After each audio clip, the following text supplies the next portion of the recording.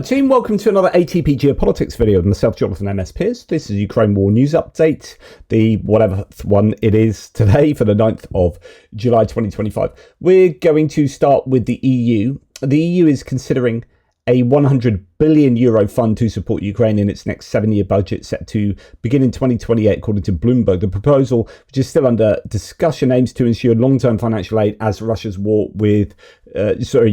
with Russia drags on. I talked about this yesterday, that Ukraine is in a bit spot of bother as the US recedes from supporting Ukraine. There's a lack of financial assistance from the Ukraine that will be coming in, from the US that will be coming into Ukraine, to help support its budget. Of course, if Ukraine falls apart as a nation in terms of being able to function soundly, economically and in the civic context, if you're not paying pensions, if you're not paying welfare bills and whatnot as a government, then the country falls apart. And then what's the point in giving military aid to Ukraine if it can't sustain itself as a society? So it's really important that Ukraine survives as a functioning nation. And that's therefore something that allied nations need to be thinking about as much as, or maybe not as much as, but I don't know. There is no point supplying weapons if there is no nation. So maybe it is as much as helping out Ukraine from a military point of view.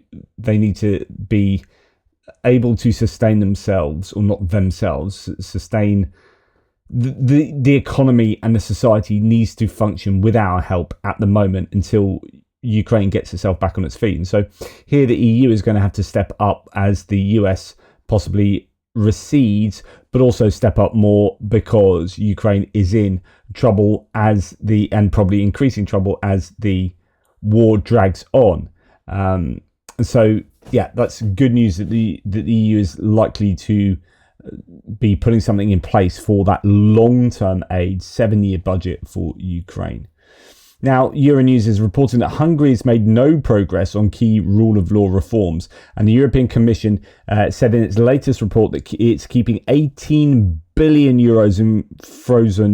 in frozen funds to the Hungarians. The EU is not paying out due to democratic backsliding. Issues include a lack of action on corruption, lobbying, transparency, and media independence. I had someone on one of my threads yesterday, I think Russian or Hungarian bot troll, whatever, shouting at me that the British press is less transparent and there's more freedom in the Hungarian press, and it's a Hungarian democracy and blah, blah, blah. And I was like, really? Hungary has its issues. Of course, it is a somewhat functioning democracy. I'd like to see where it sits actually on the democracy index, but it is going in the wrong direction. And it's going to be fascinating to see how the election plays out next year. Hungary is under a lot of pressure as well, given there's the 18th sanctions package from the EU that is being held up by Hungary and Slovakia. And indeed, it turns out that today it has failed again, but it doesn't look like Hungary's mentioned. Slovakia is. EU ambassadors failed to approve the 18th sanctions package against Russia during a Coreper meeting due to the continued obstruction by Slovakia. The ambassadors will revisit the proposal on Friday, July the 11th, with hopes of final approval by the EU Foreign Affairs Council on Tuesday, July the 15th. So there is still hope. It really needs to happen, but Slovakia is the one, no doubt, there holding out. We haven't heard anything of Hungary, so it could well be that these... I don't know, I'm massively speculating, but maybe the EU is able to join the dots with regard to withholding funding for democratic backsliding, and then tie that into support for the 18th package of sanctions. Now, the European Court of Human Rights has found Russia guilty in a major interstate case combining Ukraine's and Netherlands' complaints over numerous human rights violations during the war and the downing of flight MH17. So it's good that those two things are kind of being joined up, that the Netherlands and Ukraine are moving in the same direction vis-a-vis Russia and war crimes. Zelenskyy has arrived in Italy today to meet Pope Leo and Keith Kellogg. It's the Ukraine Recovery Conference. So that's why Zelensky's there. He's arrived and has already spoken, I think, to Pope Leo. There is imagery coming out here. We see them meeting. Pope Leo XIV and President Zelenskyy held their meeting. The Pope suggested that Zelenskyy hold negotiations between Ukraine and Russia in the Vatican. They also discussed the return of Ukrainian children who were illegally taken to Russia. Quote, "I'm very grateful to His Holiness for this meeting," the President said. So that's a good sign there. German Chancellor Friedrich Merz, I reported this morning, said that the diplomatic resources to end the war in Ukraine have been exhausted. This is huge. He called Russia a criminal regime that uses military force to challenge Ukraine's right to exist and seeks to destroy the political freedom of the entire European continent. It's a really massive rhetoric coming from Friedrich Merz. And I don't, that's why I'm saying it again after the hits and losses video, because I think this is really important that he's so overtly talking in terms of Russia being a criminal regime, that Russia are, a threat to European unity. They are obviously a threat to European security. The Chancellor pledged continued German support for Ukraine, quote, despite opposition from the political left and the Russia-friendly right, and here in the House. So on the left in the Bundestag, you have BSW, so Sarah Wagenknecht's party, that is pretty anti-Ukraine, and then on the far right you have the AfD, which is pretty anti-Ukraine. So that's what he's referring to there. Defence Minister Boris Pistorius has announced Germany would provide around 9 billion euros in military aid for Ukraine in 2025, with portions specifically allocated for long-range weapons production, which we've already heard about that, but of course nothing else on the tourists there, unfortunately. Now, going to what Merz has said more explicitly, quote, "We will continue to support Ukraine, and in order to be clearer, let me say this. All means of diplomacy have been exhausted when a criminal regime using military means questions the right of existence of an entire country and attempts to destroy the political order of freedom on the European continent. The federal government, which I'm leading, will do everything to thwart this attempt. And in this question, the overwhelming majority of the German population agrees." And in this question, that's why commas are important. But there you go. So he's been particularly strong there. Now I'm going to go to the UK and talk about Emmanuel Macron's state visit to the UK that took place yesterday. And I referenced it, and I think read out a bit of his speech. I'm going to play some more of his speeches because, do you know what? I'm going to sing the praises of unity. We're always talking about division, and it's time that we just get along with each other and neighbours act as good neighbours. And I love a bit of that. And I think, do you know what? Let's all be friends type thing. It sounds all rather twee, but seriously, we're at a time in world history at the moment where it's becoming as fractious and divisive as ever. And we just need to get along with each other and find those commonalities. And I'm going to start off by saying Nigel Farage talks in the complete opposite language here, and I do not like it.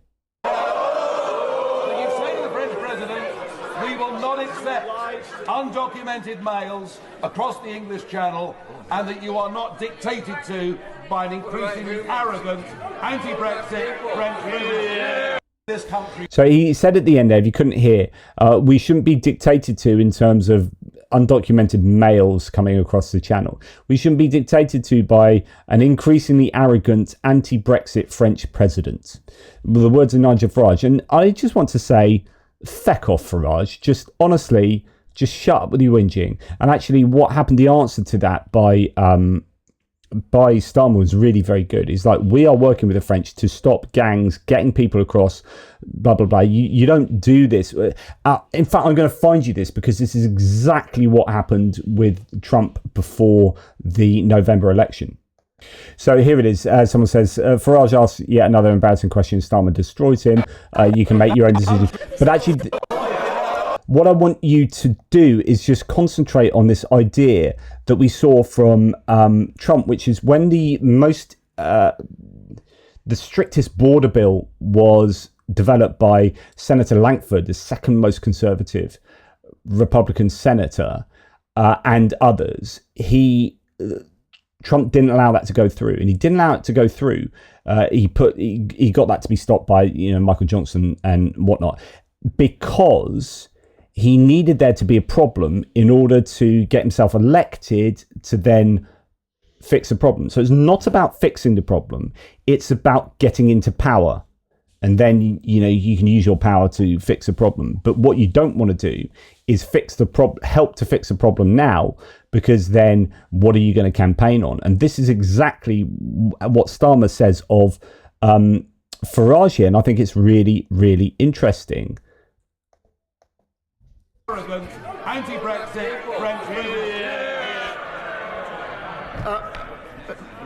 Mr. Speaker, we are fixing the mess that we inherited.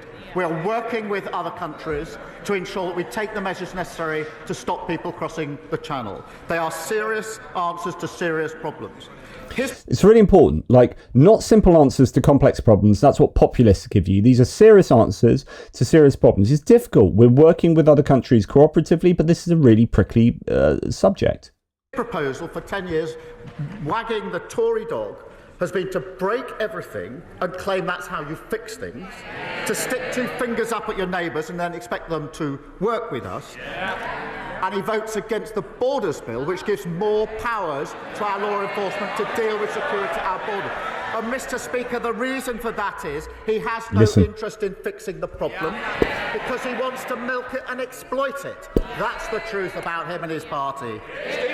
So it's a really good point there, sticking two fingers up at your neighbours and then expecting them to help you. So he slags off the French, and then you need the French to help you to stop migrants coming across the channel from France, right?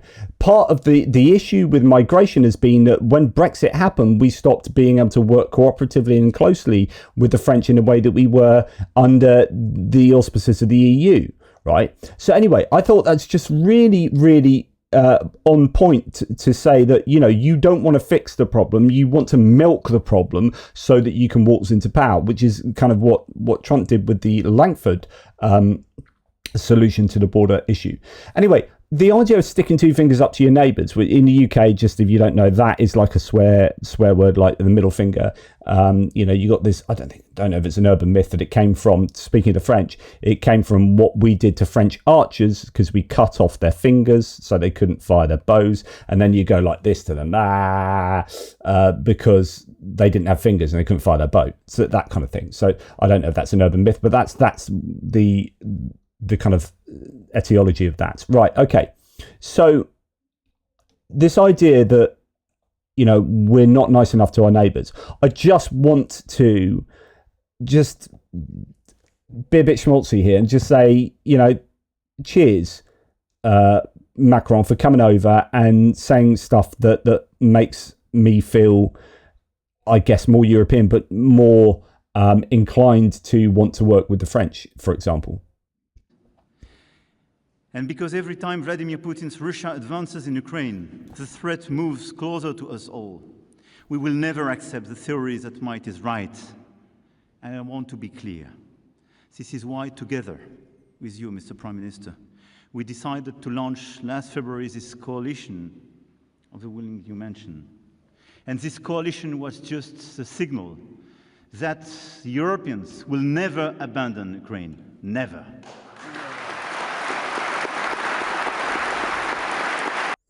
And I love the fact that gets cross-party support from the British politicians there. And then he goes on to kind of finish it here. And I just think, again, this is good stuff. As the Channel Tunnel is celebrating its 30th anniversary this year, let's make a wish here today. Let's not allow the channel to grow wider. Although there are 300,000 French people living in the United Kingdom and 150,000 British people living in France, there has been a decrease in movement in recent years when it comes to school, university, professional and researcher exchanges. And today there is a risk that our societies are growing apart, that our young people do not know each other as well and may end up strangers. at a time when international current events remind us on a daily basis of our common future. Let's fix it. Let's work together in order to facilitate the exchange of students, researchers, intellectuals, artists. This is so important. Let's allow our children to have the same opportunities as the one we had.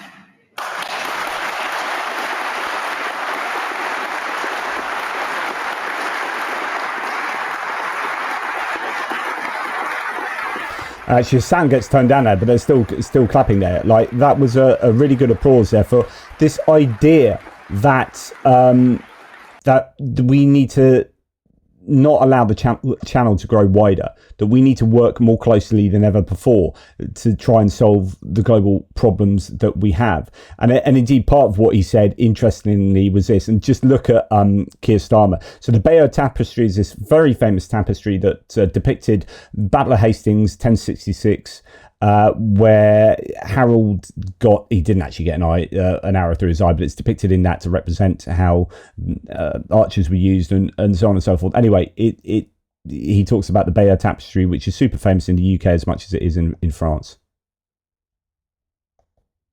Members of Parliament, my lords, tomorrow at the British Museum, we will officially announce an historical exchange.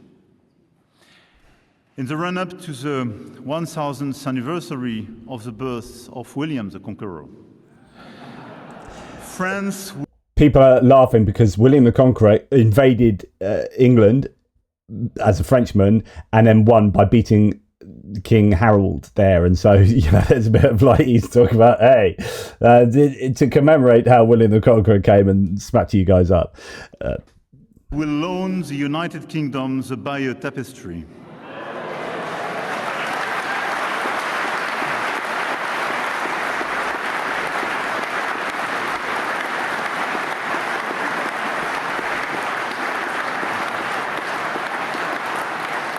I just look at Starmer here. So I think this is a bit of a win for him. He's like, check this out. Yeah, nice one. Anyway, I just thought that was something to add in. And then I want to play you this last bit. So this is at the kind of state dinner with the king, standing next to the king. And I'm only going to play you the very beginning of this. And again, it's just this sense of unity, commonality, European neighborliness that I like. I want to see more of. I want to see us grow together rather than far apart. And I'm talking about like all of humanity in a sense here. And when our museum talk to each other, when your poppies bloom among our bleu, when Paddington travels to France and Asterix to Britain, when British humour and French irony converge, when our common sense and sensibility overcome our pride and prejudice, we are unstoppable. And when we come together around one table, then everything is possible. Churchill wrote in... And I'm going to leave it there because he goes on to say other things, and then they had the toast and there's lots of music and whatnot. But I absolutely love that. It's a well-constructed, it's sometimes difficult to understand with his accent. When British humour and French irony converge, when Paddington travelled to France and Asterix to Britain, when our common sense and sensibility overcome our pride and prejudice, bit of reference to Jane Austen there, we are unstoppable. And when we come together around one table, then everything is possible. And I feel that we need more of that rather than war and divisive language and, I hear from Trump, the EU is nasty and this and that, and let's slap tariffs on. Let's try and come together. Let's say warm things about each other and then do, collectively decent things for the betterment of Europe, humanity, whatever, individual relationships amongst nations. At a time of division, we need some unity. And anyway, sorry for indulging me in that, but I think it's nice to hear sometimes. Right, Ukraine's ambassador to the US will be replaced. The foreign minister has confirmed. So that's Andriy Sybiha saying she's extremely effective and charismatic, but surely every diplomat has a rotation cycle. Well, this is because it's thought that Markarova has possibly not the greatest relationship with some American politicians, particularly in the Republican Party. It's a very difficult job, that is, no doubt. So it's important that that person is exactly right. And so she's going to be replaced. Now, Pete Hegseth reportedly authorized Ukraine's weapons shipments pause without informing the White House, and this has caused some issues. Sources told CNN US Defence Secretary Pete Hegseth, who currently lacks a chief of staff or senior advisors, believed the move aligned with President Donald Trump's America First priorities.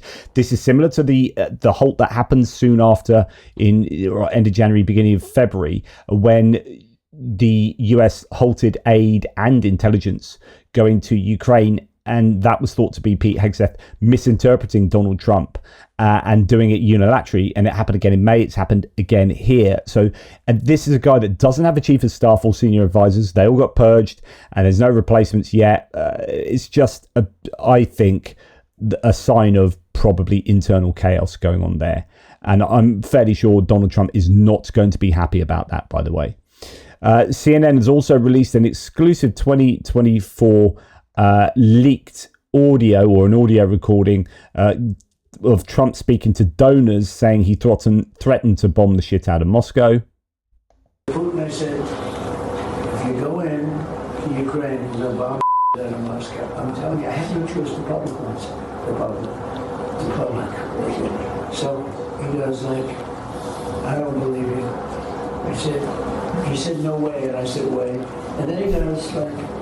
It's like listening to a child. He said, no way, and I said, way. I said, dude, like, really? I said, yeah, totally. And like, really? I'm like, what? And he's like, no way. And I said, no, seriously. And he said, no, you can't be serious. And I said, no way, totally serious. And I was like, and I'm the President of the United States. And he said, really? You sound like a total douche.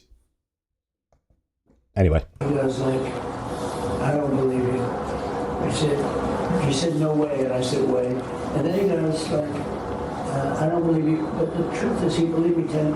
And I told you this, he believed me 10%. Then I'm with President Xi of China. But I said the same thing to them. I said, if you go into Taiwan, I'm going to bomb the out of Beijing. He thought I was crazy. He said, Beijing, you're going to bomb Beijing. I said, I have no choice. I got to bomb them. We're going to bomb Beijing. And he didn't believe me either, except 10%. And 10% is all you need. In fact, 5% would have been okay too. And we never had a problem. We would have never had a problem. Putin, I said. So I think what he's saying here is that he had said previously to Putin that if you go into Ukraine, as in like they did in 2022, then I'll bomb Moscow. And he didn't believe me, but he believes me 10%, but 5%'s okay. And if that's one way of interpreting that. If he's talking about, like, I've threatened him since then, well, this is 2024, so this is actually before he's president this time around, so it must be interpreted like that. So this is the idea that he is acting as a deterrent by threatening to bomb both Beijing and Moscow if Russia or China do X, Y, and Z. Well, Russia have done that now, and that needs to be solved. Now, Turkey has blocked Grok due to insults to Erdogan. According to Reuters, the prosecutor's office is investigating, as insulting the president in Turkey is a criminal offence. Good old freedom of speech. And, because Elon Musk is a free speech absolutist, I'm sure he's going to be outraged by this. Turkish court orders ban Elon Musk's AI chatbot Grok for offensive content. I did a thing on Grok last night being kind of anti-Vatnik, and it turns out I think that's already been changed now, so I think they've already programmed Grok, so that didn't last long, did it?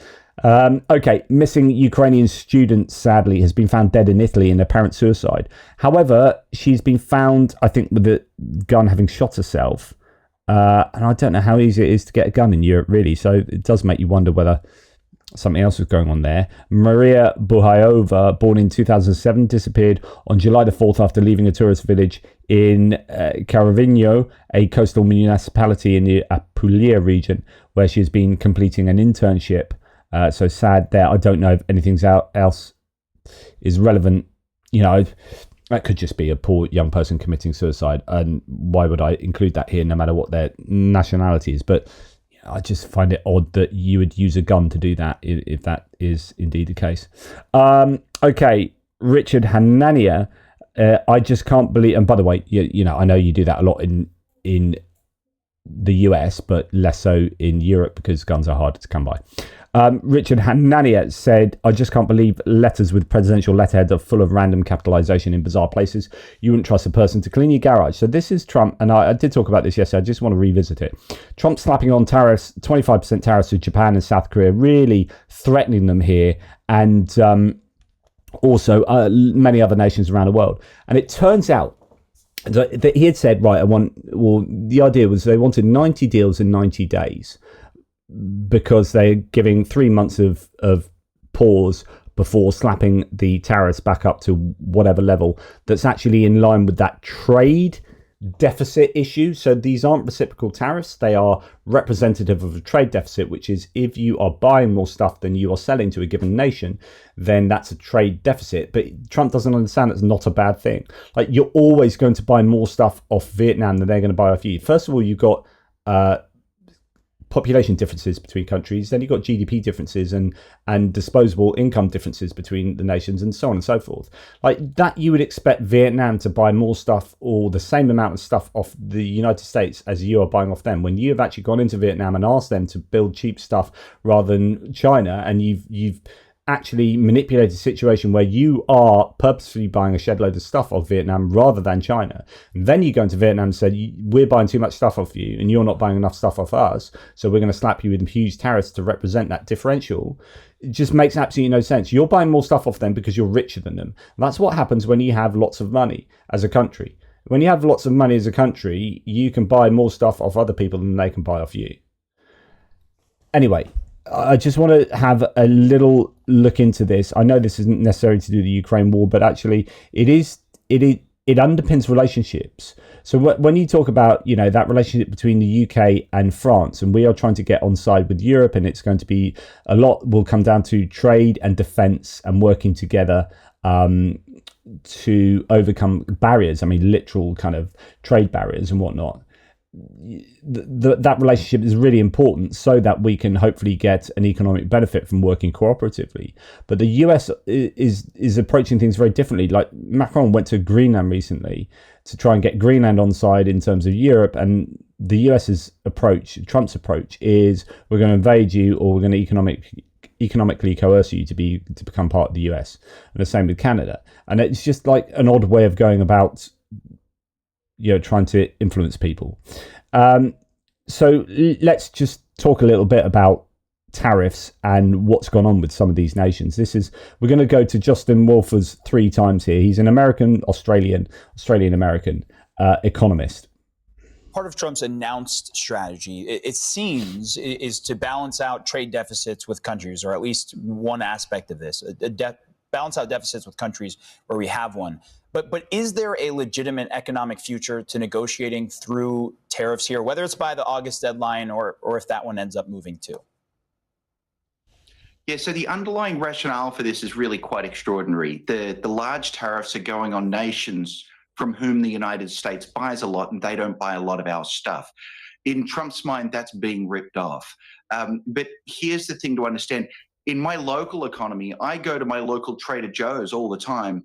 I buy a lot from them. And on the way out, I say, hey, would you like to buy some economics lectures from me? Trader Joe's never says yes. So I buy a lot from them. They buy nothing from me. I have a massive trade deficit with Trader Joe's, but I guarantee you what won't help it is if I impose an extra tax on myself every time I go to Trader Joe's. And that's what a tariff is. It's a really good way of putting it. So as he walks out of Trader Joe's, he says, right, I'm going to now put an extra tax on what I bought from Trader Joe's, and that'll work. He's buying stuff from Trader Joe's, and Trader Joe's doesn't need anything from him, but that's fine because you need stuff from Trader Joe's. Like, doing trade is mutually beneficial. Like, you're buying stuff off Vietnam cheaply because that's of benefit to the United States in order to do that. Putting a tariff on that stuff that you're buying off Vietnam is to tax your own self, is to tax your own country. And where Trump is saying, and Besant said, I think yesterday, hey, I think we've raised $100 billion of tariff revenue. That is a tax on your nation. It's not a tax on Vietnam. That's a tax on your own nation and your consumers. That's who bears the burden. That's what Justin Wolfers is saying there. But then we have these relationships with like South Korea and Japan, which are worthy of a little bit of further thought. How's Korea meant to make sense of this? Korea just got hit with a 25% tariff. In the words of the White House, because of the high tariffs and other barriers they've imposed on the United States. Guess what? Korea has a free trade agreement with the United States.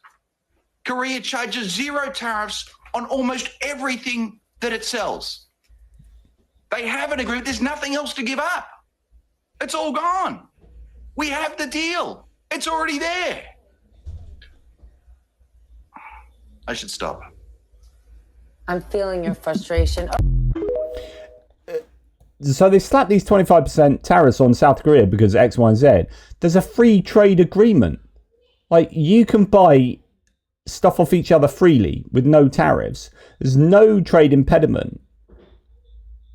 So what do you... This is not about reciprocal tariffs. It's the fact that you think South Korea aren't buying enough stuff off you than you are off them. Well, do you know what? Maybe you should make things that are of enough value that South Korea will want to buy them.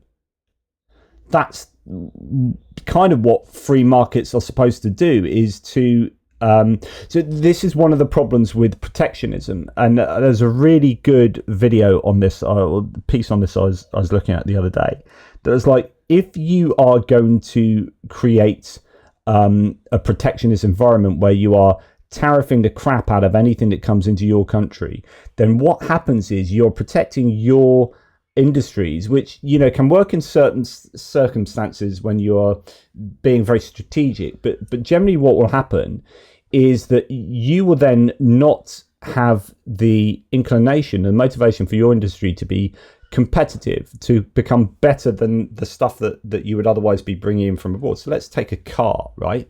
So you've got a car manufacturer, I don't know, some General Motors car manufacturer is going to be competing against Hyundai and Mercedes and BMW. Then you whack these tariffs on Mercedes, BMW and Hyundai, and they become really expensive. And so people don't buy them because they're more expensive. It doesn't make you... What you should be doing, free market would say, no, they can come into the country without a tariff.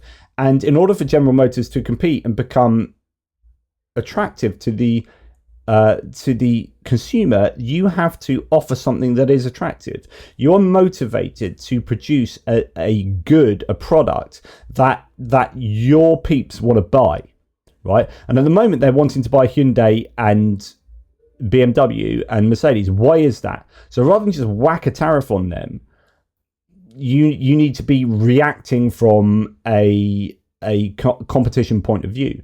Now, when you protect your car industry by whacking tariffs on all parts of the car industry or all imports, what you're doing is you're protecting that lack of competitiveness in, say, General Motors. So General Motors isn't then inspired to improve their product and become price competitive and then export that.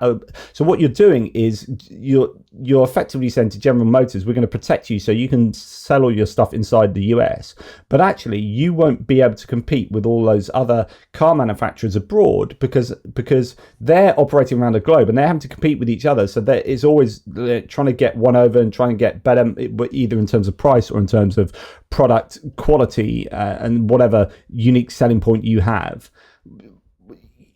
If you're protecting your entire industries with tariffs, then you are not going to incentivize them to be competitive on the global market. So you just screw over your exports while, you know, massaging those industries internally, domestically.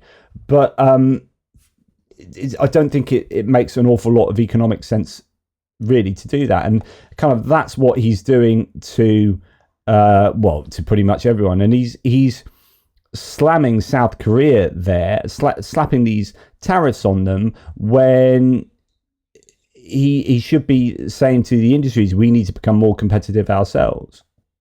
So first of all, they started off boasting everyone was calling them. Remember they boasted how many people were calling the White House? Phone ringing off the hook.